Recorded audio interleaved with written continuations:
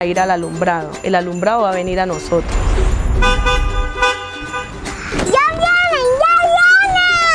Disfrútalo del 7 de diciembre al 7 de enero. Conoce las rutas en la aplicación Alumbrado Navideño. Un mensaje de la Alcaldía de Santiago de Cali.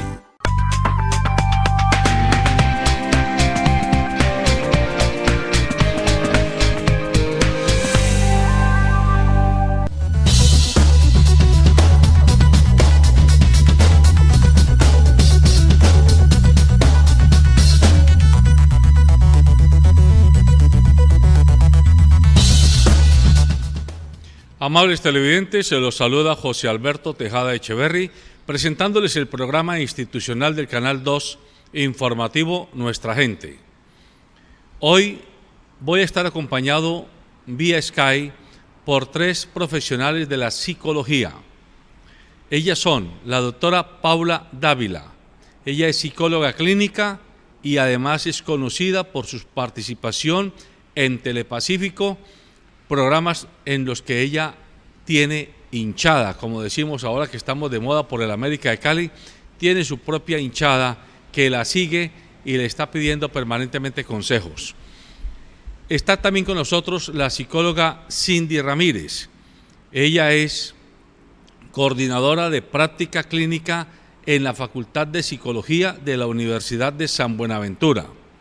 Y está con nosotros la neuropsicóloga Natalie González. Ella es actualmente subsecretaria de Derechos Humanos en la Secretaría de Paz y Convivencia de la Alcaldía de la Ciudad de Cali. A ellas 3 les pedí que aceptaran nuestra invitación a conversar en este matutino que hacemos todos los días.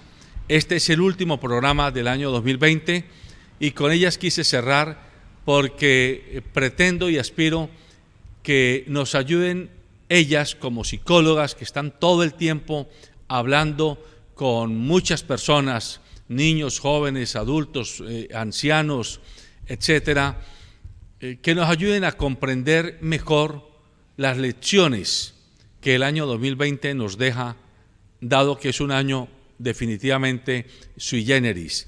Un año que nadie se esperaba. Estoy seguro que ni los empresarios más grandes, ni los políticos más avesados, ni los intelectuales más estudiosos, ni la gente del común esperábamos que este año fuera como ha sido.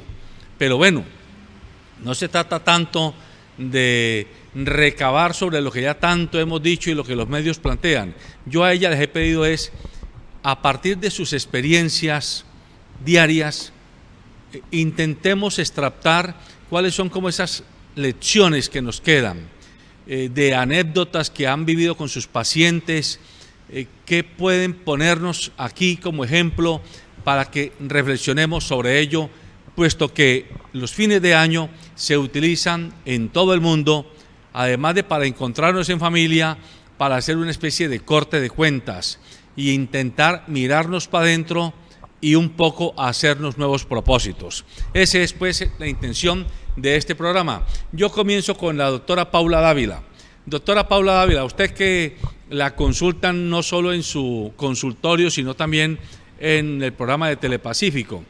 Cuéntenos, denos una de tantas lecciones aprendidas para comenzar a compartir con sus colegas.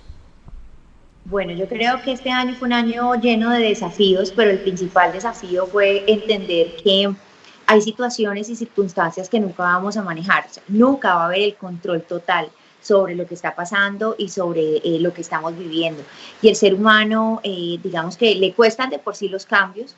Hay un trabajo de un poco de resistencia y de dificultad para adaptarse a eso nuevo. A veces queremos los mismos cambios, pero nos da temor y nos cuesta dar ese paso. Este año nos obligó en muchos sentidos a dar el salto. Y creo que eso nos ha permitido también ver que tenemos muchas más estrategias para afrontar situaciones, que tenemos un equipaje cargado de muchas herramientas que nos permiten poder desenvolvernos y darnos cuenta que la situación puede ser muy adversa, pero que a veces sencillamente lo que hay que hacer es mantener un poco la calma y empezar a buscar cómo reinventarse, que fue la palabra de este año definitivamente, utilizada en algunos casos, muy bien utilizada, en otros no tan bien utilizada, pero ese reinventarse para mí básicamente es poder reconocer que tengo, sacarle provecho a todo eso que tengo y entonces desde un ángulo de más tranquilidad, desde la certeza de que voy a poder asumir lo que venga, entonces pararme frente a los desafíos que ha puesto este año. Creo que ese ha sido como el inicial de todos y de una cantidad de sucesos que hemos tenido que vivir durante este año y que por supuesto han hecho y han generado, creo que nuestros niños, que son los que manejo un poco en el nivel de crianza en el programa, lo que tenemos son papás buscando estrategias y alternativas precisamente para adaptarse al cambio, pero también para enseñarle a sus hijos cómo adaptarse a estos cambios y a estos procesos que en algunas ocasiones vamos a tener control y en otros no vamos a tener control de absolutamente nada. Muy bien. Doctora Cindy, su turno. Bueno, muy buenos días para todos. José Alberto, yo creo que una de las lecciones más grandes que dejó este año también fue la solidaridad.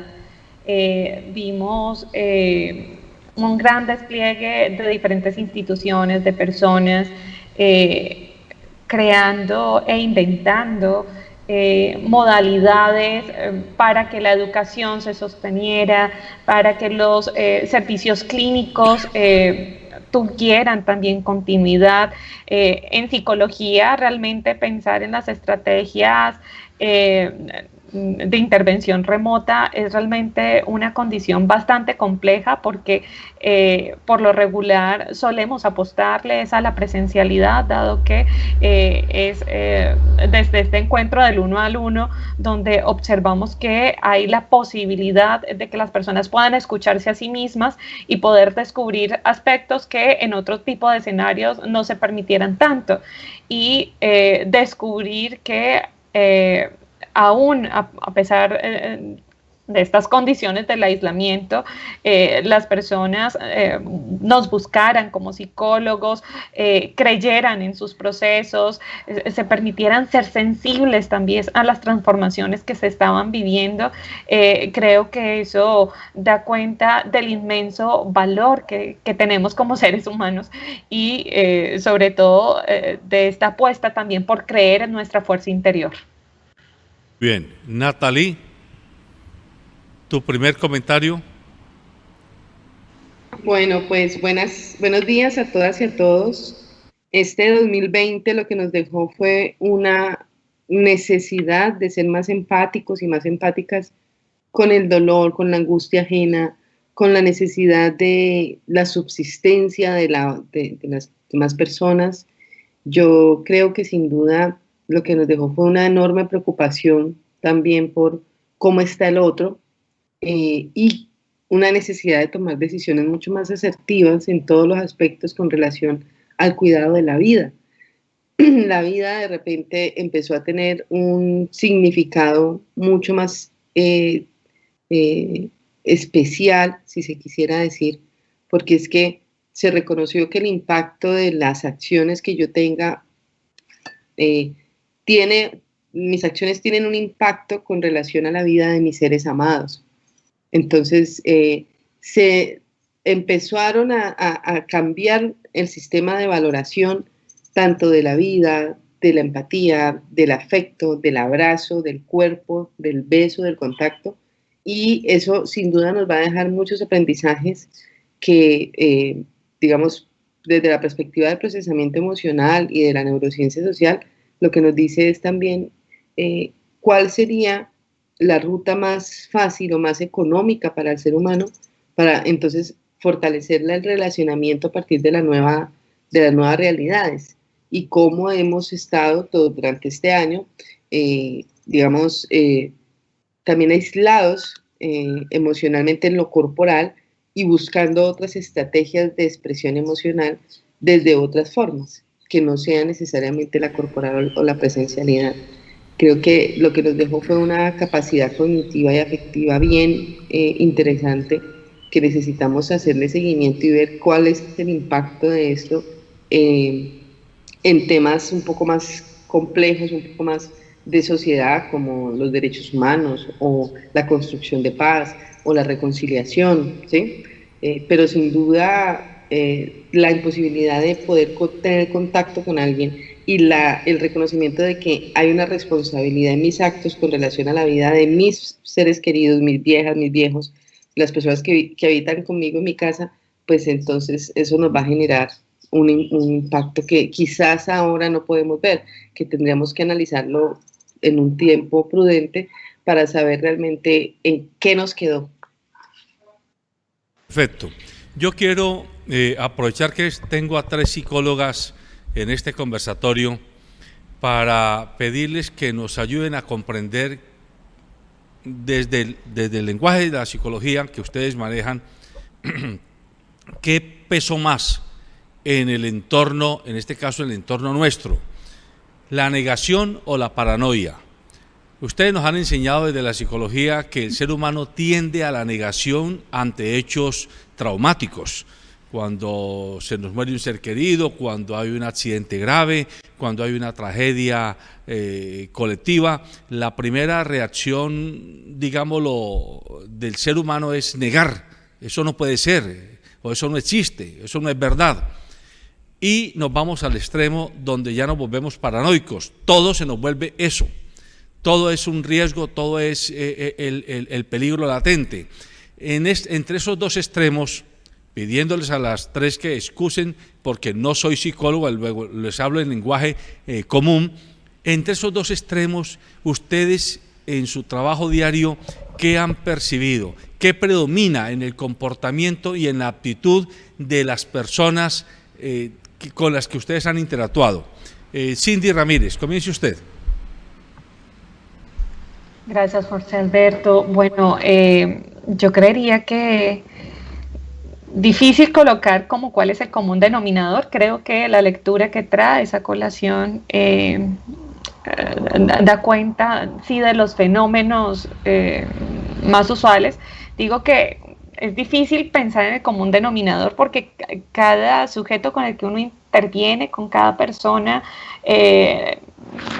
los efectos de su psiquismo son distintos porque se encuentran anudados a la historia de cada uno y la historia de cada uno puede develar una tendencia más de un ordenamiento de prevenciones, de rituales, de paranoia, o puede tener otro tipo de tendencias.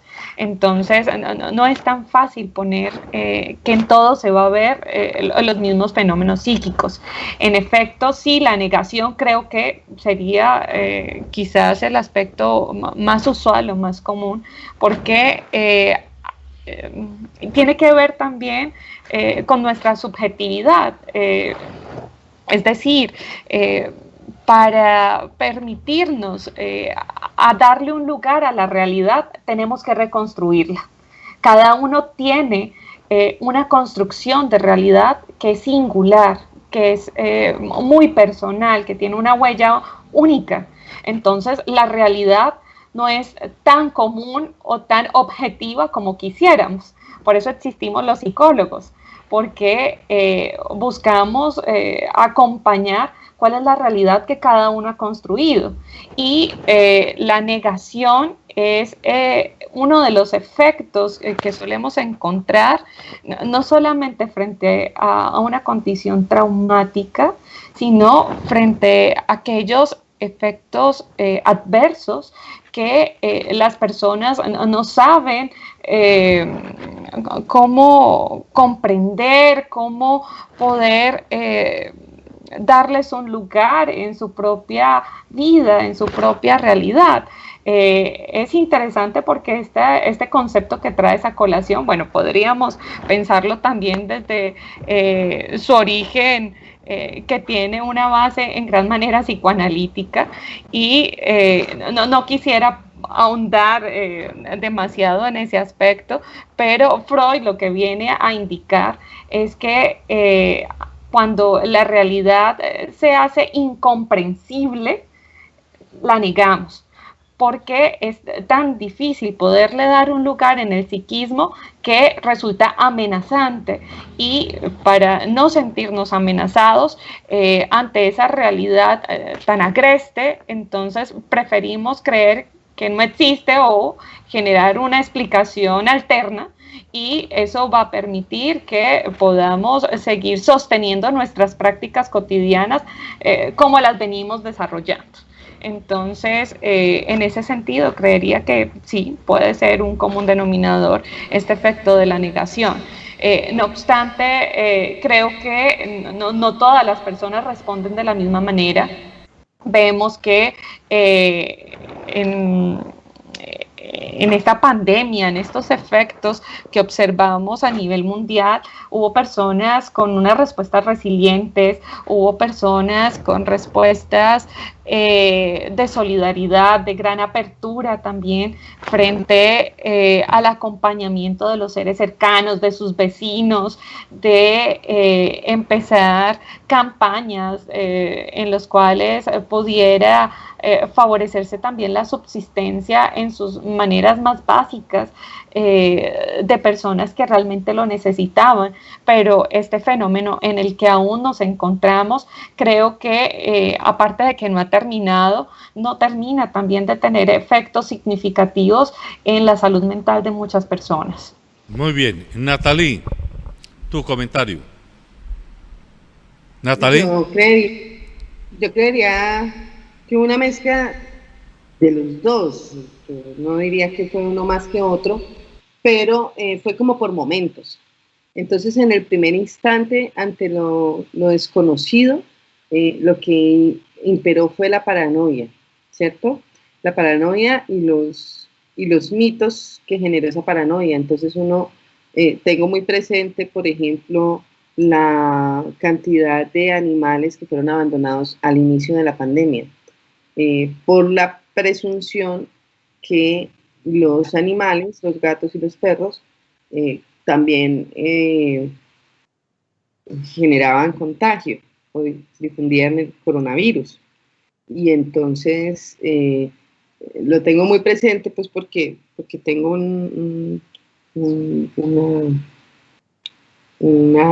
estoy muy pendiente del tema ambientalista.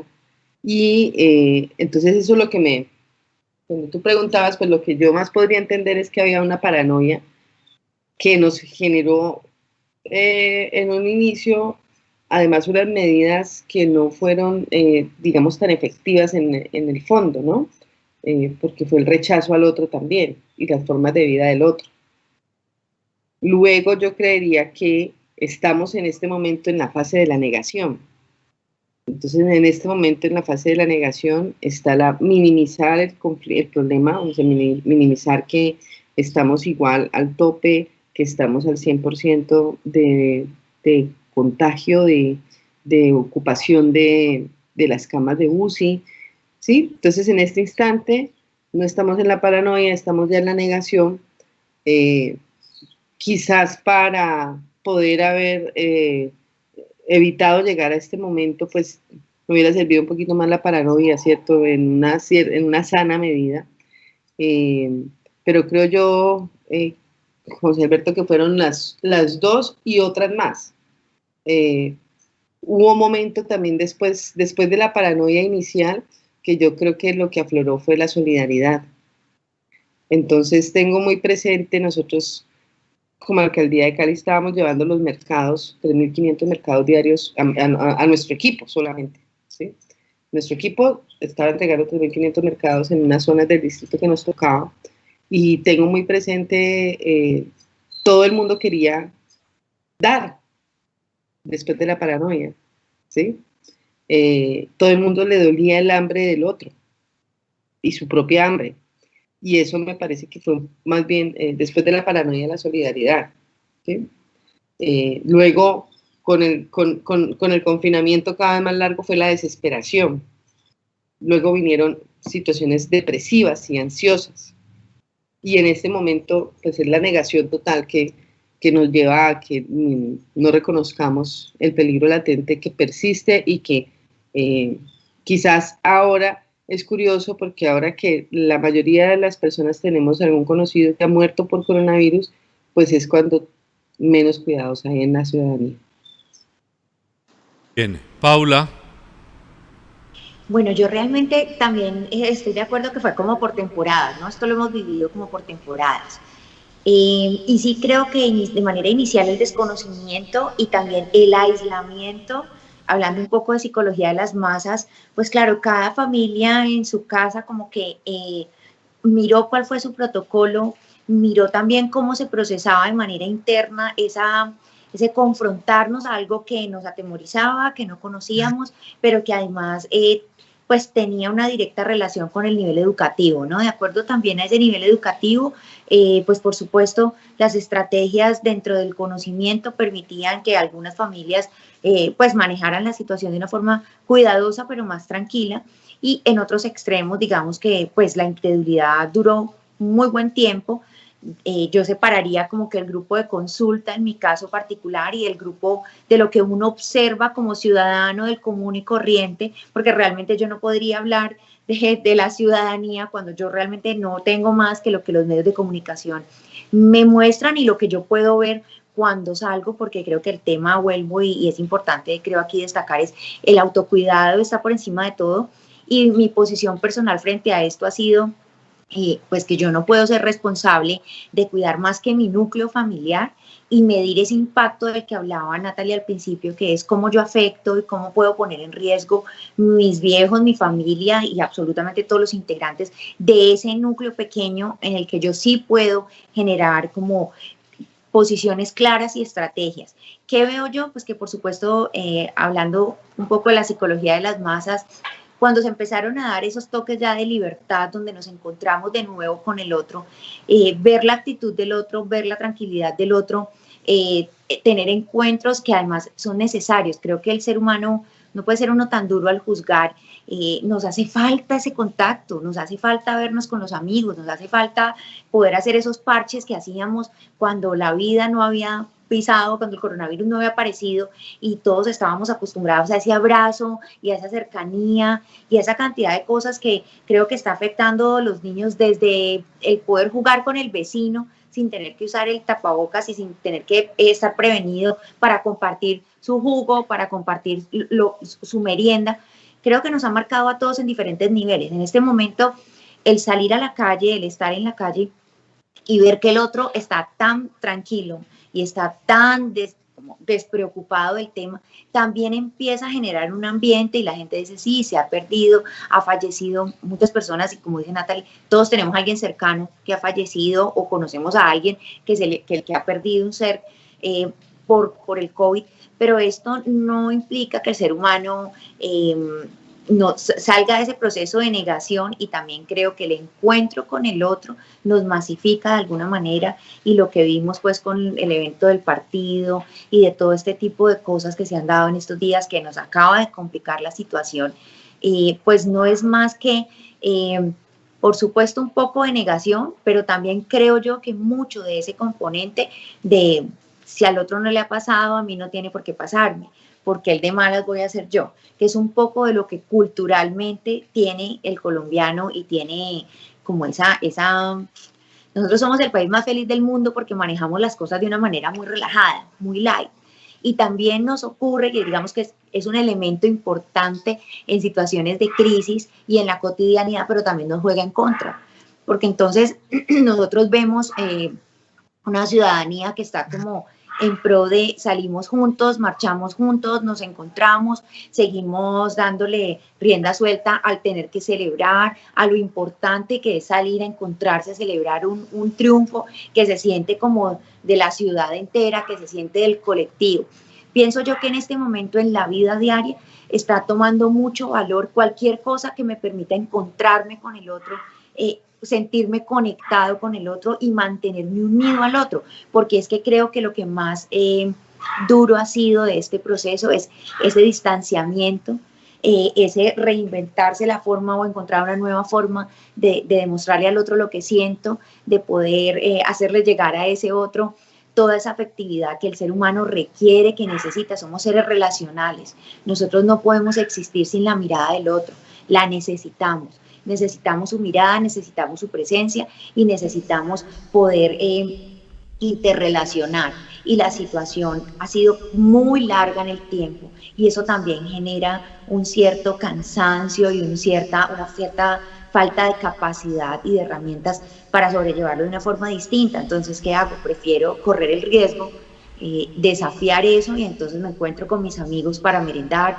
me encuentro en comidas con mis amigos, la familia se reúne a hacer celebraciones pues, típicas de esta época, porque también ya sentimos que está haciendo, y uno creo que en consulta lo vivencia, esa es la parte del grupo donde uno puede analizar y vivenciar, que hay gente que dice, a mí no me importa ya que me dé el virus, pues yo no puedo seguir encerrado, yo no puedo seguir así, o sea, yo necesito tener contacto con la gente que yo quiero, yo necesito poder hacer mis actividades normales, yo necesito poder volver a una realidad a la que todavía no le acabamos de hacer duelo, y que entonces nos genera doy 2 pasitos adelante en autocuidado, pero entonces tan pronto hay la oportunidad de encontrarme con un otro y de retomar un poco esa normalidad que tenía antes, entonces vuelvo y caigo y pierdo, y ahí creo yo que hay un trabajo fuerte por hacer, porque esto no se ha ido ni se va a ir de aquí a 2, 3 meses. Y creo que los seres humanos vamos a tener que empezar a entender que sí, que esa mirada del otro es importante, que nos hace falta, que ese contacto es importante y que nos hace falta, pero que de todas maneras el riesgo sigue siendo el mismo. Y podemos seguir perdiendo muchísimas más personas de las que hemos perdido si no logramos adaptarnos y si no logramos desprendernos un poco de lo que pasa en la casa del vecino y volverme a sintonizar con el autocuidado de lo que está pasando en mi casa, en mi hogar, con los míos. Bueno, yo quiero pegarme de la última parte que menciona la psicóloga Paula Dávila, la psicología de masas, la psicología colectiva, para pedirles a ustedes que nos ayuden a comprender lo siguiente. A lo largo de toda esta pandemia de este año, se ha acusado a los sectores populares de una cierta indolencia frente a lo que ustedes llaman muy bien el autocuidado, el estar previniendo las situaciones de riesgo, porque las personas en las zonas de ladera, en las zonas de Agua Blanca, en el caso de Cali, y que son, digamos, los sectores populares, pues en mucho han seguido su vida cuasi normal, en muchos aspectos, y en los sectores medios y altos sí ha habido notablemente mayor cuidado, mayor aislamiento, etcétera. Eso uno. Dos,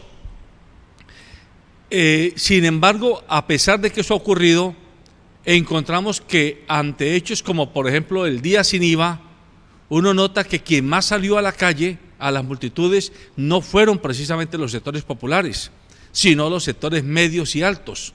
Entonces ahí entra uno como en contradicción. ¿Cómo así? Al fin y al cabo, los que no quieren cuidarse son las personas más pobres, o las personas que teniendo una formación y un nivel socioeconómico relativamente más alto dejan todo de lado por irse detrás de un computador o de un televisor, cosa parecida, en un día sin IVA. Tercero, eventos como el Campeonato de la América de Cali. Allí hay una amalgama, allí se combina, ya es todo un pueblo, desde el vendedor ambulante hasta el ejecutivo más encorbatado. Al final de cuentas todos celebran con euforia el triunfo, y muchos a la hora de la verdad salen en caravanas, y no salen en caravanas solamente las hinchas de los sectores populares, sino que salen en caravana los hinchas de sectores populares, pero también uno vio carros de gama alta, motos de gama alta, encaravanados. Explíquenos eso, ayúdenos a entender qué es lo que pasa en la psicología colectiva frente a hechos como estos. Comience usted, Natalie. Natalie. Sí, pues es que yo creería que eso sería igual que decir que el cuidado y el autocuidado tuvo que ver con factores de género, y que porque a las mujeres les dio más o les dio menos, o a los hombres les dio más o les dio menos, ¿sí? Creo que esos son formas de medir que nosotros no tenemos, que ojalá como sociedad vayamos como superando ese tipo de lecturas que son clasistas, porque realmente todo el mundo salió de acuerdo a sus necesidades y a lo que la situación le permitiera. Entonces, hay una necesidad muy marcada de la subsistencia.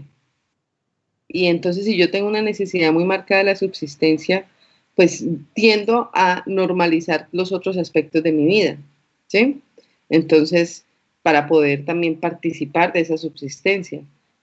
Con esto no estoy queriendo justificar a las personas que salen, pero sí estoy queriendo invitar a todo el mundo a que dejemos de macartizar a las personas que empezaron a salir a trabajar o a hacer sus labores, a la vendedora y el vendedor ambulante, pues, ¿qué otra opción tenía? ¿Cierto? Y es fácil cuando uno tiene la situación económica o la alimentación resuelta, pues señalar a quien no la tiene. Las expresiones más de la fiesta o de la celebración, pues es que no solamente el ser humano se nutre de los alimentos, sino que también hay una búsqueda y una necesidad. Y nosotros como sociedad estamos siempre alimentándonos de unas emociones externas, pero es también producto de la misma realidad caótica que podemos vivir. Cuando yo no tengo una realidad que me satisfaga, pues busco afuera también todas las alegrías que no puedo tener en la vida interpersonal. Entonces, estamos tan acostumbradas y tan acostumbrados al pan y al circo, que cuando no tenemos pan, pues nos queda el circo.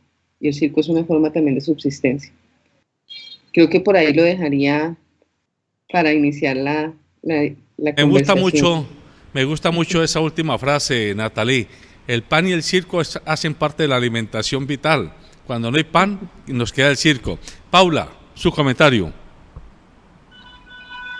Y yo creo que ahí hemos tocado un tema complejo porque creo que pues todos somos sujetos políticos, algunos en mayor medida en cuanto a asumirlo y algunos lo asumimos en menor medida, pero creo que no es un secreto que la realidad, digamos que crítica de nuestro país y de muchas situaciones, pues son desviadas un poco y son como que opacadas de cuando en vez con algún evento, pues como el deporte, el fútbol a mí me parece que siempre ha sido una amalgama, un bálsamo, que corta como con esas otras cosas de la cotidianidad, y es algo donde precisamente ahí sí vemos esa colectividad de las masas y esa psicología de las masas, porque es que ahí, como tú bien lo decías, se encuentran todos. Se encuentra una pasión que es la que une a todo el mundo, un gusto en común y una necesidad de celebrar y de poder entonces dentro de esta situación que no está siendo agradable ni fácil de llevar para nadie, pues uno le pueda poner una nota diferente, ese pedacito de circo al que estamos acostumbrados, a que culturalmente y socialmente estamos ya como que alineados, porque puede estar Cartagena inundada en gran parte, pero está el reinado y nos sintonizamos con el vestido, el diseñador, con la candidata y con lo que está ocurriendo, y uno dice, ay, ¿qué pasa con el otro lado de Cartagena? Que está inundado. Entonces, durante muchos años eso ocurrió y pues a nadie le importaba realmente que la gente estuviera pasando una situación terrible, mientras se mantuviera una tradición, se estuviera continuando con un algo que movía a todo el país, porque es que las sintonías y el rating que obtenía el Reinado Nacional era increíble. O sea, ningún programa de interés tenía tanto rating como el que tenía el Reinado Nacional en sus mejores épocas, cosa que uno dice es complejo, porque realmente perdemos contenido, y uno que está metido en el medio de la televisión, yo sé que José lo tiene que saber mejor que nadie, hay programas que se elaboran con una directriz y con un planteamiento de un contenido, y no, prima a veces el interés, por eso que es light. Vuelvo y digo que nosotros tenemos como país una característica muy particular que nos hace resilientes y que nos hace estar en la inmunda, pero conectarnos con el lado no tan aburridor de la vida, no tan difícil de la vida, pero que también, por supuesto, nos hace ser como sociedad una sociedad un poco inconsciente y un poco, no, y muy poco coherente con la realidad que se está viviendo y con lo que yo tendría que hacer frente a esa realidad. Entonces tenemos unidades de cuidado intensivo al 100, pero yo salgo como loco a celebrar porque mi equipo se trajo una estrella que no va a marcar absolutamente nada a la hora de estar enfermo. Hay algo que yo sí creo que es importante, y es que a pesar de que ha sido un año donde perdemos gente y donde la enfermedad ha sido el protagonista, seguimos dándole muy poco valor a la salud. Y ese componente lo veo tanto en consulta como por fuera. La gente, sus carencias y lo terrible que siente que le hace falta a su vida, está ligado a otros renglones y a otros ítems, y no al que si no tengo salud probablemente lo demás no tenga peso y no importe tanto y no me sirva de tanto si no tengo la base de todo, que es la salud. Entonces, cuando uno mira y hace la evaluación ahorita a final de año con la gente de, bueno, ¿y cómo ves tu año? No, pues no, un año terrible de pérdidas, pero no partimos del hecho de decir que estamos vivos y que estamos sanos, y que eso ya es mucha ganancia, que estar como en la segunda o tercera ola, pues la verdad yo ya no sé en qué ola es que vamos, en qué pico es que vamos, pero creo que me siento absolutamente bendecida de llegar a este punto de la historia y decir no me ha dado, no he tenido COVID, a pesar de que he podido trabajar, como decía Natalie, mucha gente pues sí brincó con el hecho de que salí, claro, todos tenemos necesidades y diferentes y tiempos diferentes y cosas que requieren ser atendidas en momentos diferentes. Creo que hay que partir por ahí, ¿no? Por ver que la sociedad le da valor y que tenemos dentro de esas prioridades que se nos han marcado culturalmente un orden de importancia para mí un poco trocado. El consumismo no es una cosa nueva, y eso hace que la gente en masa, desde el estrato 1 hasta el estrato 6, se desboque el día sin IVA a comprar de acuerdo a sus capacidades, pero sigue siendo ese consumismo y esa necesidad que se nos ha creado y que hemos comprado, de que los objetos y las cosas tienen a veces mucho más valor que la salud, que el riesgo y que la posibilidad de inclusive perder un ser querido porque yo salí a comprar el día que no era. Entonces ese orden de prioridades que los seres humanos, siento yo, tenemos un poco trocados porque socialmente y culturalmente así lo tenemos planteado, pues por supuesto sale a la luz y se le pone como lupa en este momento, pero no es que antes no haya estado, estaba. Lo que pasa es que en este momento la situación hace que los ojos se pongan ahí, y entonces veamos mucho más grave que la gente salga desbocada a emborracharse y a celebrar un coso, cuando en otras épocas de pronto no nos parecía tan grave, pero la borrachera era igual, el desorden era igual, y la celebración desbocada, porque además tenemos poco control de emociones a nivel colectivo, pues también estaba y ocurrió y ha ocurrido en años anteriores. Lo que pasa es que este año es crítico porque tenemos cuidado intensivo full, porque tenemos una situación de no medicamentos y la gente aún así pasa por encima de eso. Pero creo que ese comportamiento cultural y social ha estado. Es este momento, creo, el que nos llama a observar, y no solo observar desde la crítica y desde el juicio, sino desde cómo yo en mi casa estoy trabajando para que mis niños, mis hijos, mis adolescentes y los adultos que hay en mi casa revisemos cómo está ese orden de prioridades, revisemos a qué le estoy dando peso en la vida y a qué, en coherencia a eso, cómo yo actúo buscando darle prevalencia a eso y cuidar eso tan valioso que yo entonces tendría en primer lugar y orden de prioridades en mi vida. Muy bien. Cindy, su comentario. Bueno, comparto en gran manera lo que han venido indicando mis colegas. Creo que el reality se nos hizo realidad, y creo que una de las cuestiones que, aparte del coronavirus, más daño nos está haciendo es la estigmatización. Es decir, creería que hay que cuidarnos muchísimo de este tipo de comentarios o de creencias de que los sectores populares son los culpables, o de creer que hay culpables en esta situación. Creo que todos estamos viviendo una zozobra muy, muy terrible.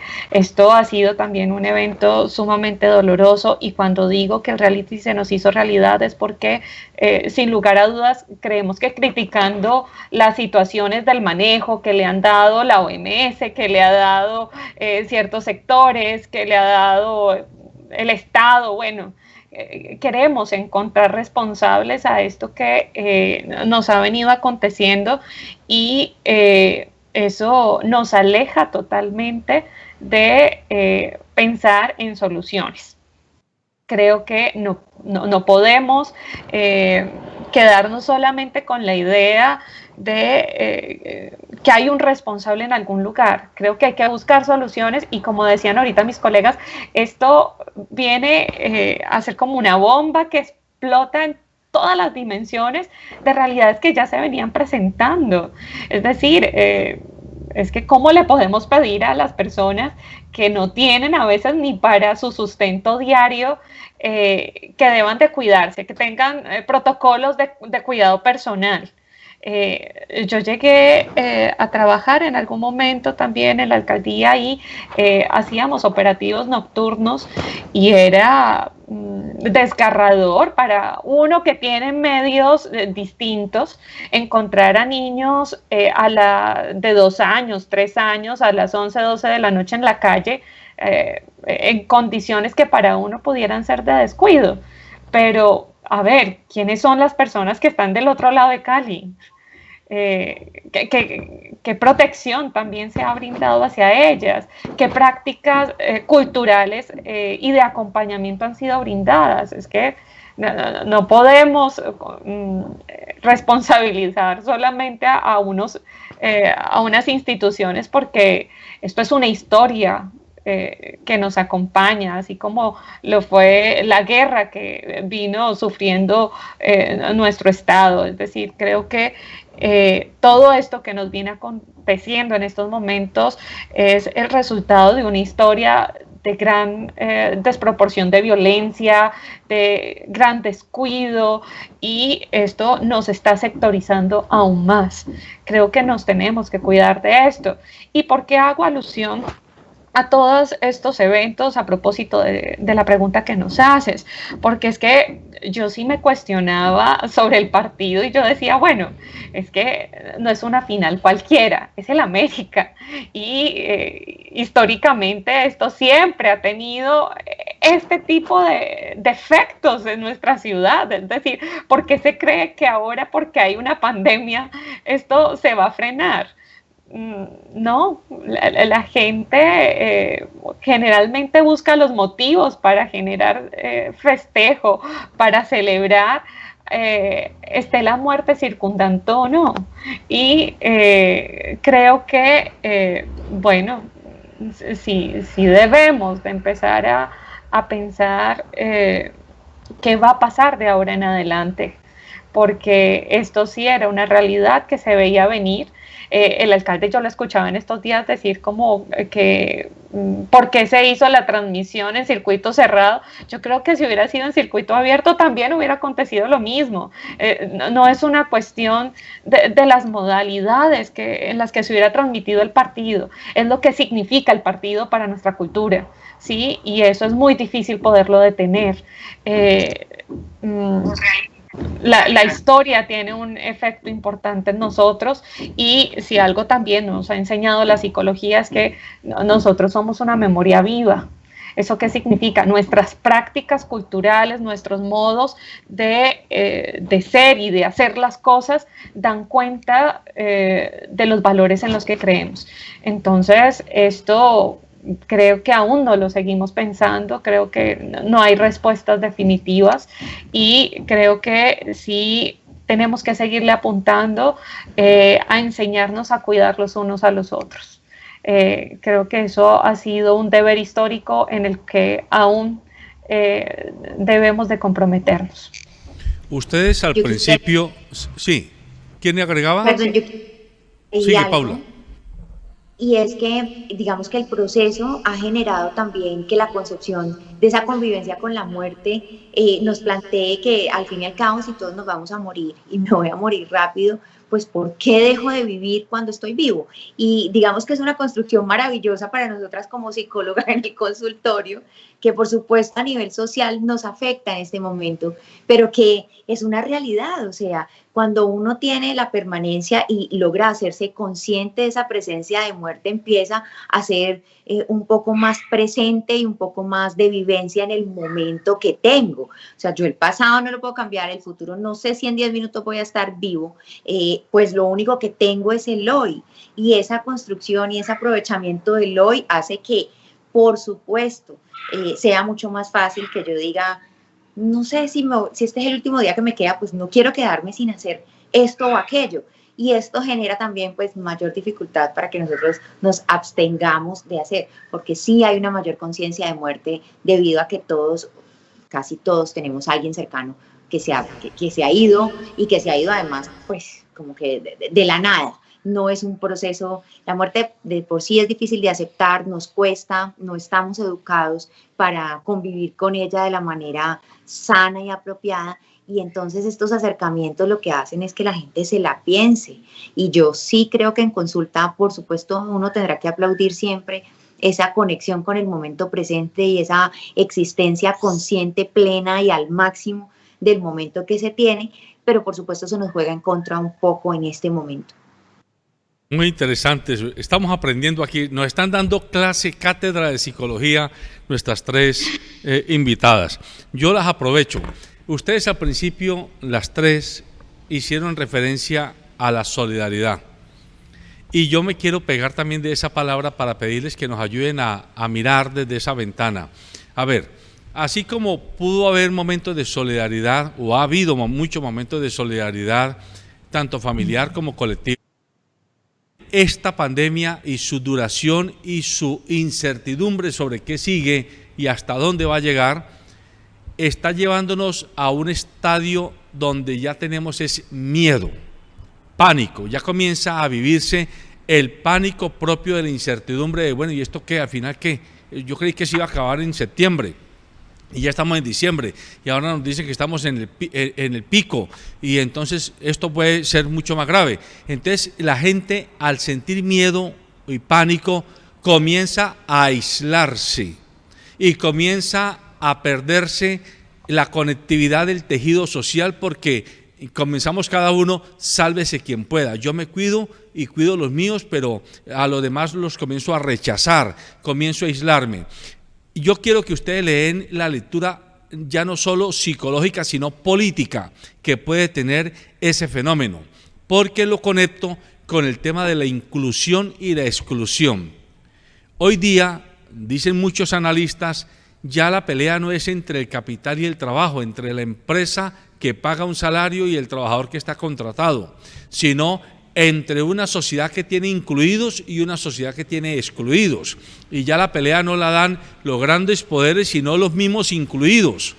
Así yo sea un incluido muy frágil, que tengo una casita y tengo más o menos para comer y más o menos para salud y más o menos para educarme, con tal de no perder ese privilegio, yo miro al excluido con desconfianza, con recelo, y estoy dispuesto a dar la pelea para que ese no se incluya, porque entonces me quita el espacio a mí, y ahí comenzamos a ver brotes de xenofobia en la gente del común. Por ejemplo, ahora con el caso de Venezuela, tanto migrante venezolano y ya todo el mundo, ya no solo sectores de poder, sino comunes y corrientes, comenzamos a mirar, es que este llegó a quitarme el puesto, a estorbar, etcétera. Ayúdenos a entender esos fenómenos que de alguna manera pueden terminar siendo muy dañinos para la sociedad y muy útiles para quienes se agencian el poder. Comience usted, Paula, por favor. Bueno, pues por supuesto desde el orden, digamos, de lo social y más desde un sujeto político y un observador más de la sociedad, más que como psicóloga, yo tendría que decir que yo siento que no tenemos la gran economía, no somos el país que sostiene unas condiciones en cuanto a sistema de salud, en cuanto a sistema de educación, en cuanto a sistema de muchos de esos apoyos pues que el Estado debe brindar, pero que por supuesto, pues teniendo en cuenta también la situación, de pronto no lo hace de la manera. Creo que se encuentran ahí dos situaciones. Una es esa limitación que tenemos de ciertos recursos que se encuentra, se junta y se casa con la propia crisis que está pasando cada quien. O sea, desde el ejecutivo que tiene y trabaja en una empresa con un salario y una estabilidad laboral, pues también ese ejecutivo podrá tener de pronto su situación económica resuelta, pero hay muchos otros tipos de situaciones que esta pandemia ha desprendido. La convivencia 24/7 bajo el techo nos ha mostrado que tenemos muchísimo en qué trabajar como familia, en comunicación, en las relaciones. Entonces, en este momento, después de un año que llevamos casi de este evento, hay un desgaste que trae el proceso forzado de adaptación, que trae la ansiedad de ¿y hasta cuándo? ¿Hasta cuándo esto va? Pensábamos que se iba a acabar en 3 meses, en un año, y vamos postergando. Creo que se vivió mucho con los picos, ¿no? La gente era, no, pero es que todo el mundo quería llegar muy rápido al primer pico y resulta que ese pico como que ni sentimos cuándo fue, pero luego apareció entonces otro mucho más grande y es una situación de no saber, de no poder identificar y de nuevo hablar un poco del tema del control. Yo no puedo tener claridad de esto hasta cuándo va a estar, ni tampoco puedo cambiar muchas de las situaciones por las que está pasando el otro y por las que estoy pasando yo. Y creo que esto, en ese, como tú mencionas, sálvese quien pueda, es más bien cada quien con su crisis. Y a veces cuando la situación estaba empezando era más fácil ser solidario porque mi crisis de pronto no era tan grande, porque de pronto yo podía estar sentado en un lugar de privilegio y eso entonces me permitía mucho más fácilmente ser solidario. Ahora está cada quien ya en un momento del pico de la crisis, no solo en el pico de contagio, sino el pico de la crisis, donde pues también mantener ayuda durante un año no es fácil. Y yo tengo muchas personas cercanas que dicen, no, mira, yo traté de ayudarle a 2 o 3 personas que yo tenía cercanas y he sido solidario durante un año, pero ya no me da el bolsillo, no es que no quiera, no me da el bolsillo. Entonces quizás podamos recurrir a otro tipo de formas de ayudar y de ser solidarios, porque creo que es supremamente importante que el ser humano no pierda eso y es difícil mantenerlo también cuando la situación no está siendo sencilla en ningún aspecto, creo yo, para la mayoría de la gente. Mantener el ánimo no está siendo fácil.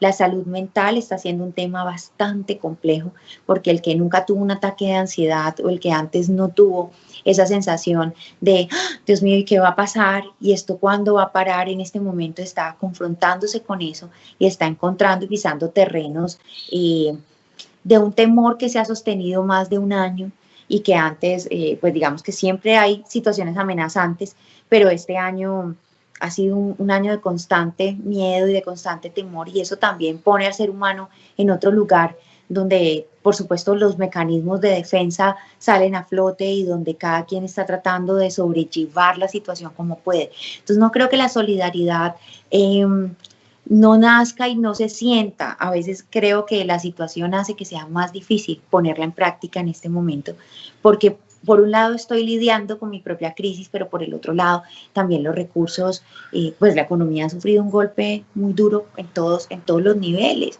y digamos que tenemos trabajo y uno puede decir que malagradecido sería uno si cierra el año diciendo que fue un año terrible. Fue un año terrible para el mundo, para la humanidad. Pero si uno hace su propia evaluación, que es lo que yo invito a mis pacientes en este momento, es tomemos un poquito de distancia y empecemos a evaluar realmente si la queja colectiva también es mi queja. Porque dentro de la situación de impacto económico y de pérdidas, hay gente que ha perdido más que otros. Hay gente que ha perdido su empleo, ha perdido su casa, ha perdido familia, ha perdido... Entonces, yo no puedo comparar eso con no poder salir, con perder mi libertad. Claro, cada quien tiene derecho a sentir y a que eso lo impacte, pero dentro de ser un poco más equitativos a la hora de hacer el balance, creo que por supuesto hay gente que la está pasando mucho más mal y que esa solidaridad pues debería conservarse, entendiendo también que la propia crisis hace que sea un poco más difícil tratar de ayudar al otro cuando yo no me siento bien, cuando yo no siento que tenga la situación resuelta. Natalie. Bueno, tú mencionabas un tema muy importante, pero yo me quiero volver una breve nota. Cuando estábamos hablando del pan y el circo, me acabo de acordar que el problema no es el fútbol per se, ni es contra el América, ni contra el Cali, ni los equipos de fútbol, es cómo se aprovechan de este tipo de expresiones y de necesidades del ser humano, de sentir empatía, sentir alegría, ¿cierto?, para socavar algunos temas importantes a nivel nacional. Ejemplo, cuando fue la firma de paz del Ralito, yo no sé si ustedes se acuerdan, las personas que nos están acompañando, o las personas que estamos aquí por Skype, ¿cuál fue el equipo colombiano que quedó el campeón de la Copa Libertadores? Un equipo que nunca había quedado campeón de la Copa Libertadores. Y resulta que ese día, milagrosamente quedó, pues hizo una buena campaña, pero quedó de campeón. Una situación un poco extraña. No sé si alguien se acuerda. Más adelante podemos dejarlo allí. A ver si alguien se acuerda de las personas que nos está viendo para hacerlo participativo. Ahora, en relación a lo que tú estabas preguntando de la segregación, de la xenofobia, pues es que nosotros como colombianas y colombianos somos un país de migrantes y Cali es una ciudad de migrantes. Cali está constituida plenamente por migrantes. Entonces, ese migrante, pasamos de que el migrante es algo natural a otra posición en la que el migrante es amenazante también. Y entonces esa visión de que el migrante es amenazante no se explica solamente porque necesitamos salvaguardar nuestra propia vida, sino que tiene también un impacto de los medios de comunicación en relación a lo que me dice ese migrante. Te aseguro que si los que estuvieran migrando fueran estadounidenses no habría tanto problema. Pero es que estos venezolanos representan además una posición económica y política de un país que en Latinoamérica ha sido importante en su propuesta económica. Venezuela durante unos años pues ha sido el único país latinoamericano como tal con una propuesta económica mucho más socialista, ¿cierto? Y entonces eso hace que la percepción de ese otro sea aún más agravante, porque es que el que está viniendo me está representando también una crisis económica de un sistema político y económico socialista, y entonces esos vinieron acá porque están quitándonos el pan ahora, ¿sí? Porque además cometieron un error, entre comillas, por la elección política que hicieron con Hugo Chávez, ¿sí? Yo tengo muy presente cómo se veían los venezolanos cuando estaba el gobierno de Hugo Chávez. Y no creas que no es lo mismo ser migrante de un país que no tiene encima todo ese sesgo político a nivel económico, a un país que tiene un sesgo económico. Y entonces, cuando Hugo Chávez y cuando Venezuela era bonante, muchos colombianos fronterizos se fueron y la economía colombiana dependía de sus trabajos en Mérida, en Venezuela, ¿sí? Y se cuestiona es la política económica interior, pero no el bloqueo que se tiene sobre Venezuela o el bloqueo que se tiene sobre Cuba o el bloqueo que se tiene sobre las formas de importación y exportación. Entonces, nosotros nos quedamos con una versión de la realidad muy superficial, y esa versión de la realidad muy superficial lo que nos dice es que esos venezolanos nos están queriendo quitar el empleo, pero también hay un elemento inconsciente, y es que Venezuela durante muchos años fue el epicentro de cambios sustantivos en la forma de relacionamiento económico de toda Latinoamérica. Venezuela marcó la pauta. Las misiones en Venezuela nos permitieron educar a los colombianos y a las colombianas, entre otras cosas. La misión en salud permitió que, yo recuerdo las campañas masivas de cirugías de cataratas, que no las proporcionaba el Estado colombiano. Entonces, creo que esta xenofobia, en el caso de Venezuela, tiene un contenido también muy económico, muy político, que no podemos dejar de verlo o que no podemos tener una visión superficial, porque la economía colombiana está basada en el trabajo en Venezuela, ¿sí? Y nada de lo que se hace, nada de lo que hace el ser humano es político, al fin de cuentas, ¿no?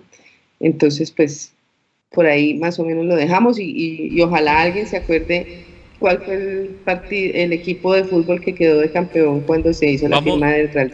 Vamos a pedirle al productor que nos ayude, que nos haga chancujo, porque yo por lo menos no me acuerdo para poderte dar respuesta. No, yo no me acuerdo realmente para poderte dar respuesta, Natalie, pero danos unos minutos. Cindy. Bueno, me parece una pregunta realmente compleja la que traes a colación, porque en efecto, ser solidarios cuando estamos en condiciones de crisis no es tan sencillo, y cuando sumado a ello venimos sufriendo un panorama político no solamente por las cuestiones de Venezuela, sino también por todos los tratados que fueran firmados alrededor de la paz y bueno, estamos sufriendo muchos eventos en conjunto. Si pensamos también en nuestros campesinos que sufrieron de tener que dejar o tratar de vender sus productos agrícolas en las carreteras porque no había ni siquiera los medios suficientes para dar sostenibilidad a sus inversiones y sostener bueno, todo lo que ellos habían invertido en estas cosechas.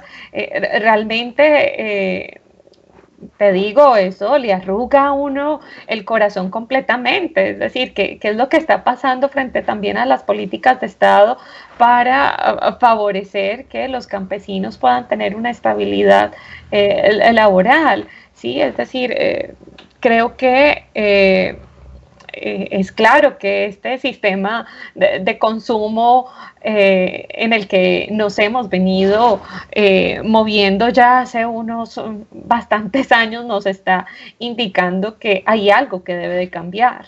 Hay algo que ya no va más y que va a significar en un momento determinado que esta sectorización no solamente esté mucho más marcada, sino que empecemos a representar esa metáfora horrorosa del cine, de la idea de los zombies, es decir, como que nos vayamos a destrozar los unos a los otros porque ya no va a haber nada más. Es decir, espero estar siendo exagerada de verdad con esto que estoy diciendo, pero sí creo que estamos en un punto en el cual estamos convocados a pensar unas políticas sociales distintas y creo que esto debe invitar a las diferentes instituciones a que realmente nos sentemos de forma seria a considerar cuáles van a ser esos nuevos modos en los cuales podamos subsistir de forma conjunta, porque ya ni siquiera los campos son una alternativa de vida, ¿sí? Entonces, creo que tu pregunta tiene muchos componentes que van más allá de estas condiciones de la xenofobia. Muy interesante lo que introduce Cindy, el tema del zombismo, porque para allá va mi siguiente pregunta. Pero antes yo no me quedo con la intriga. Natalie, ¿quién fue que quedó campeón cuando el acuerdo de Ralito? El mismo día que Álvaro Uribe Vélez estaba firmando el acuerdo del Ralito, que entre otras cosas, comillas, no tiene nada, ni punto de comparación en el grado de impunidad con relación al acuerdo de paz con las FARC, y que además, ojo, no facilitó para nada la verdad, permitió impunidad, permitió que se mantuviera no se hizo una entrega real de las armas y finalmente los paramilitares continúan hoy día haciendo labores en territorio colombiano. Pero bueno, además de eso, ese año, con todo ese contexto político, el Once Caldas Phillips, en ese momento era Phillips, hizo una campaña deportiva, una cosa bárbara, pues que las personas que son seguidores del fútbol tendrán la oportunidad de aclararnos un poco más. Pero si no estoy mal, ese equipo del Once Caldas, un equipo Manizalita, también ahí habían, pues no sé quiénes eran los dueños del Once Caldas, pero sin duda les sirvió mucho la firma del acuerdo del Ralito, porque ese día la televisión colombiana estaba entre mostrar el acuerdo de la firma del acuerdo del Ralito o el partido de la final de la Copa Libertadores, en la que el Once Caldas quedó de campeón, lo cual pues sin desmeritar el trabajo de los jugadores del Once Caldas, que para esa época estaba este técnico que fue, después tuvo una lesión que lo dejó cuadraplégico por un atentado que le hacen, se me escapa el nombre, pero pues eso fue como el milagro de la bonanza de la firma del acuerdo del Ralito. Colombia estaba tan embebida en esa Copa Libertadores que el acuerdo del Ralito pasó de agache y ocurre lo mismo que pasa cada diciembre con, por ejemplo, el ajuste al salario mínimo.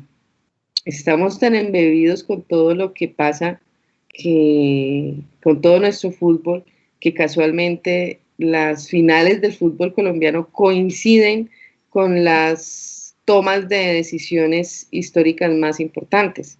Entonces, ojalá que una final colombiana no se diera en el mismo tiempo en el que se hace el ajuste del salario mínimo. ¿Sí? ¿Qué pasaría? Seguro que estaríamos hablando más del salario mínimo que del América. O sea, ¿sí? que usted Pero todo está ahí puesto. Correcto. Está haciendo usted referencia, a Natalie, a lo que uno llamaría regalos envenenados que nos da en cierta ocasión la vida, porque nos ponemos muy contentos por una alegría colectiva como la de un campeonato y mientras tanto por la puerta de atrás nos están metiendo sin vaselina una cantidad de medidas que terminan afectando la vida social. Antes de continuar con ustedes con la última ronda de preguntas, permítame ir con el periodista Santiago Ocampo para que nos dé reporte de comentarios en redes sociales. Los saludo desde las instalaciones de Secán Estéreo con el reporte de redes sociales. Empiezo con los primeros dos comentarios. Dieter Supar nos dice lo siguiente: el papel de la mujer en estos momentos tan difíciles fue particularmente importante. Fue una actitud valiente de liderazgo, de defensa de la vida y de lo fundamental para conservarla. Otro comentario nos dice lo siguiente: la solidaridad es a lo que siempre nos pegamos los colombianos en cada crisis. El inconveniente es que esa solidaridad se queda en el ciudadano común, en el pueblo, pero del gobierno, de quienes más espera solidaridad, no se ve mucho, se siente uno más ahorcado. Los invito a que escuchemos el siguiente audio. Muy buenos días para todo el panel de trabajo. Muy interesante esa conversatoria de hoy. Y lo que dice una de las psicólogas es cierto. Lastimosamente Colombia nos gusta el pan y el circo. Y listo, cuando no tenemos pan, ahí está el circo, que nos hace olvidar de muchas cosas reales que está pasando en nuestro país. Muchísimas gracias. Marlon Calderón nos envía un saludo desde Toronto. Le agrada el programa, un medio de información, uno de los pocos que nos quedan en Colombia, que no, dice él, en un sentido muy coloquial, chupa medias al Estado. Cierro con este comentario: salud mental. Hay que seguir insistiendo en el desarrollo de entornos cada vez más sanos, más propensos a la convivencia, al humanismo y al sano relacionamiento. Reporte de redes sociales desde Secan Estéreo. Feliz año para todos. Muchas gracias, Santiago. Bueno, vuelvo con las psicólogas invitadas a este conversatorio matutino. El modo de ser humanos. El filósofo Arturo Escobar recientemente ha dado unas entrevistas y él está planteando algo así como que de este tipo de crisis, de esta pandemia, el gran desafío es, o el gran interrogante es, ¿y qué tipo de ser humano sigue después? ¿El mismo? Resiliente, pero el mismo, adaptado a las circunstancias, pero después de que pase la hecatombe y la pandemia, seguimos por lo mismo, haciendo lo mismo, con los mismos valores, con las mismas cosmovisiones, o se requiere un modo de ser humanos, dice él, un modo de ser humanos diferente, para poderle dar otra significación al hecho de ser seres vivos, estar en este globo terráqueo, ser parte de esto que se llama la trama de la vida. Entonces es un poco más filosófico, pero yo creo que ustedes, las psicólogas y los psicólogos, por su oficio y por su formación, a ustedes casi que le arañan el espíritu humano a cada ser que se acerca a ustedes, porque comienzan hurgando en la mente qué tipo de duendes hay allá, y van llegando a las emociones y van llegando a las historias de cada quien y a los miedos atávicos, etcétera, pero al final de cuentas terminan arañando el espíritu, eso que se llama la esencia que hay allá dentro de todos nosotros y que nos hace definitivamente seres diferentes. Entonces quiero pedirles que cerremos en esta última ronda como su reflexión. ¿Será que esta crisis nos puede hacer de un modo distinto seres humanos, o ustedes, pegándome yo del zombismo del que habla Cindy, creen que seguiremos más por lo mismo después de que pasemos de esta situación? Comience usted, Cindy. Bueno, José Alberto, una pregunta bastante interesante. Realmente quiero ser optimista y pensar que esto nos está transformando en las maneras tanto de valorar la vida, es decir, la condición de nuestra salud, la condición de nuestra fuerza interior, pero también la condición de qué es lo que necesitamos para estar bien. Porque hemos venido, como lo decía ahorita, con unas prácticas culturales donde los objetos han venido teniendo un predominio altísimo en los modos como sobrellevamos la vida. Ya no podemos vivir, por ejemplo, sin el internet, sin el celular, sin ciertos objetos que vienen a generar ciertas facilidades para nuestra vida. Y eso genera también una dinámica relacional distintiva entre los unos y los otros. Yo no sé realmente qué estado a futuro nos espera como seres humanos. Me estaba acordando con tu pregunta, en uno de los cursos que llegué a brindar en la universidad en algún momento, era sobre antropobiología del comportamiento, y la pregunta que se hacía a los estudiantes era un poco esa, pensar la evolución hacia dónde iba a apuntar, porque si uno revisa la antropología,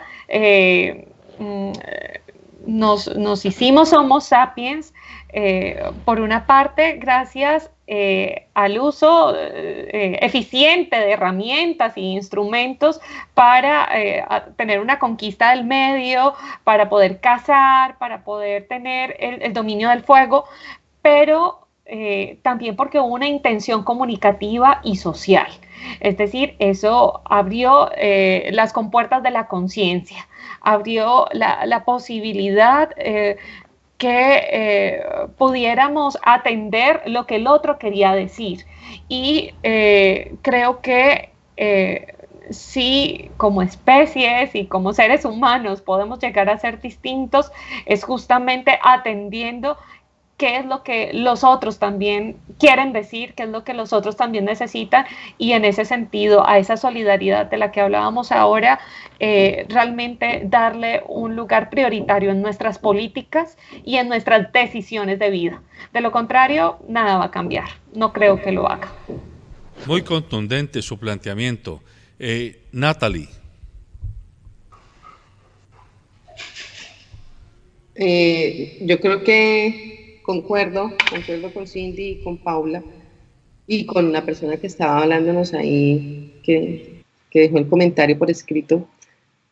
Necesitamos que las decisiones gubernamentales sean más empáticas y que realmente la empatía sea como el ejercicio y el aprendizaje de vida de todas y todos los colombianos, incluyendo, por supuesto, las decisiones gubernamentales. Es un poco el llamado, la tarea, ¿sí? Y esa empatía significa que yo tengo una sensibilidad por saber cómo siente el otro, entonces siento lo que siente el otro, pero también ese sentimiento logro organizarlo para que no sea realmente caótico, para que no me deprima a mí también, ¿sí? Y para poder hacer algo, para motivarme a un cambio, a proponer un cambio, a hacer algo por mi conciudadana y mi conciudadano. Entonces yo creería que la palabra que nos debe quedar de este 2020 es la empatía como bandera, la vida como bandera, y en el 2021 entonces mirar qué fue lo que aprendimos después de este año tan difícil.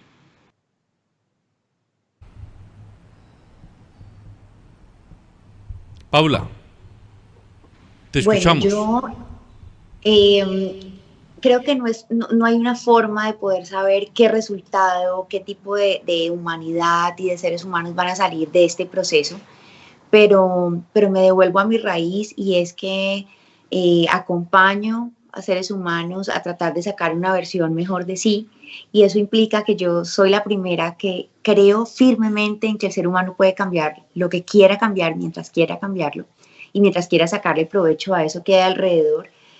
Si perdiera esto, creo que tendría que dedicarme a trabajar en otra cosa, porque no tiene sentido el quehacer de nosotros como psicólogos cuando yo no le apuesto a ser optimista, a ser positivo y a creer que ese otro puede pasar por situaciones extremas y por situaciones absolutamente difíciles y salir convertido de ahí en un mejor ser humano, en un ser humano con mayores capacidades desde el expertise, desde el poder conocerse y desde el poder sacar cosas que quizás ni siquiera él mismo conoce que hay en su interior. Las situaciones extremas siempre nos van a hacer crecer si nos enfocamos en que así sea. La crisis, en zona de confort, yo nunca voy a necesitar hacer uso de mis herramientas, yo nunca voy a necesitar esforzarme, ni cuestionarme, ni ahondar en mí, ni evaluarme, ni mirarme, porque voy a estar muy tranquilo y muy cómodo.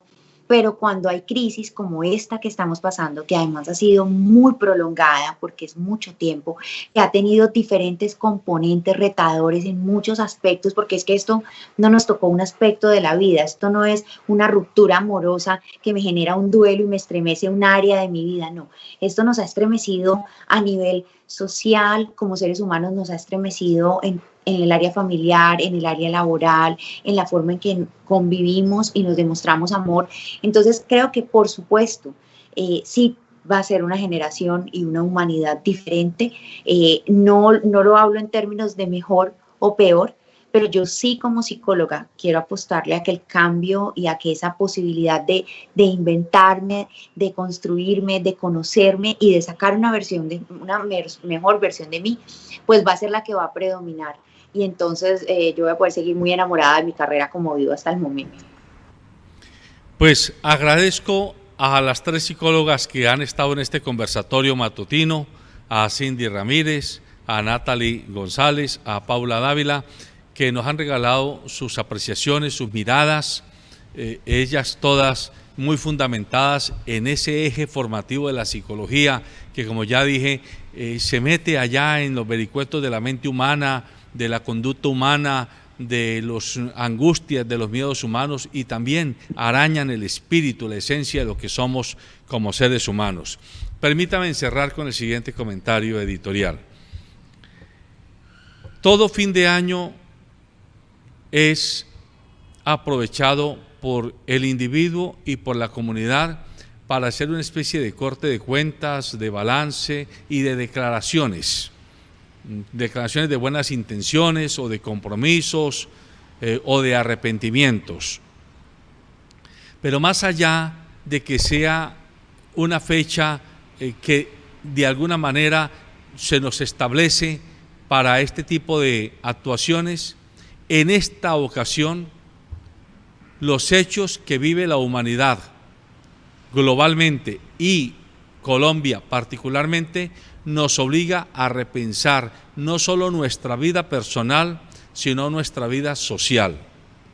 Y no solo nuestra vida personal y social, sino nuestra comprensión de esto que se llama la trama de la vida.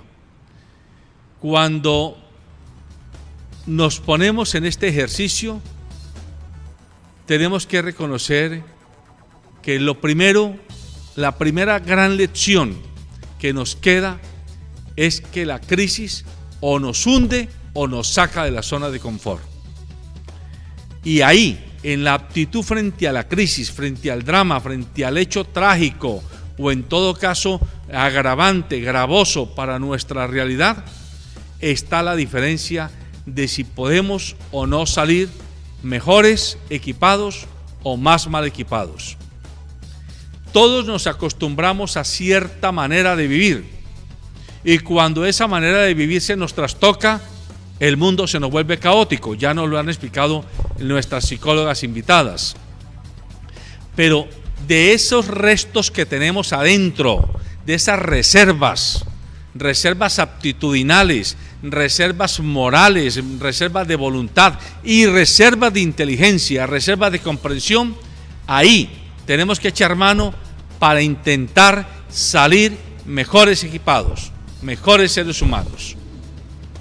Y ese ser mejores seres humanos supone lo que también ellas aquí a lo largo del programa nos lo han planteado: ser más empáticos, o lo que dicen algunos escritores, entre ellos el rector de la Universidad de los Andes en su último libro, aprender a tener atención y compasión.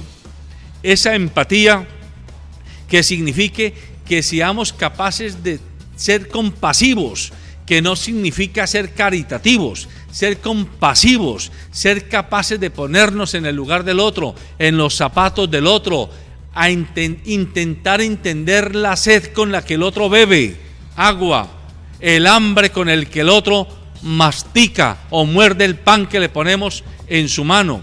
Cuando seamos capaces de tener esa categoría de relación, seguro que estamos siendo mejores seres humanos.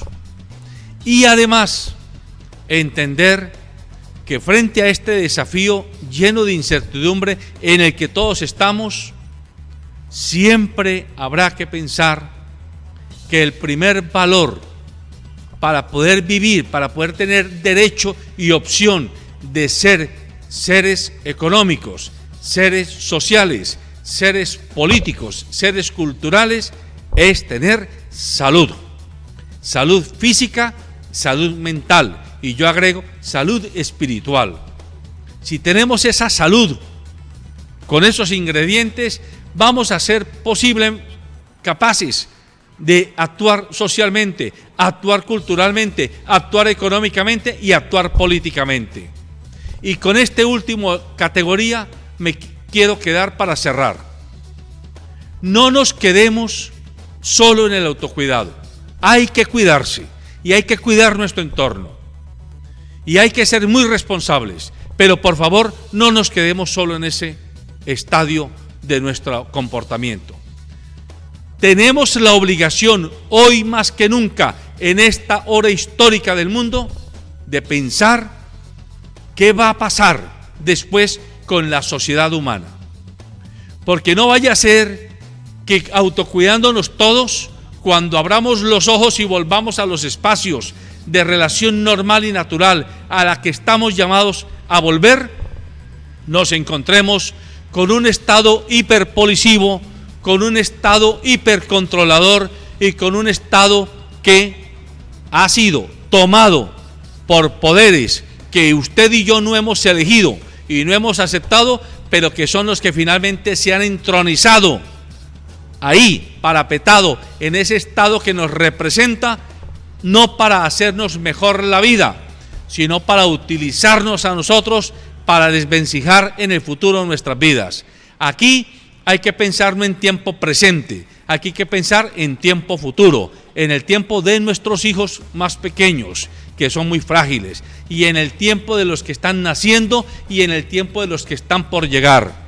¿Qué tipo de vida, qué tipo de mundo, qué tipo de humanidad les vamos a entregar? Y por favor, así entendámoslo.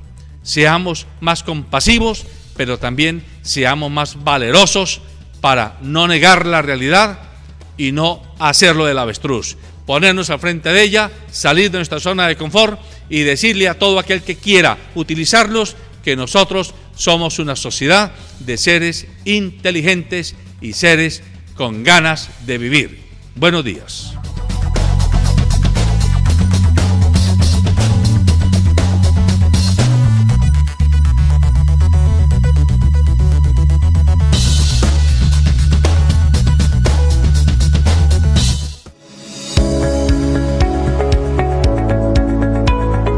Nuestros servicios incluyen transporte de pasajeros, encomiendas, servicios por horas, viajes dentro y fuera de la ciudad, transporte de aeropuerto, recorridos turísticos, municipales e intermunicipales, convenios empresariales y reserva de servicios. Contáctanos al 350-636-0020.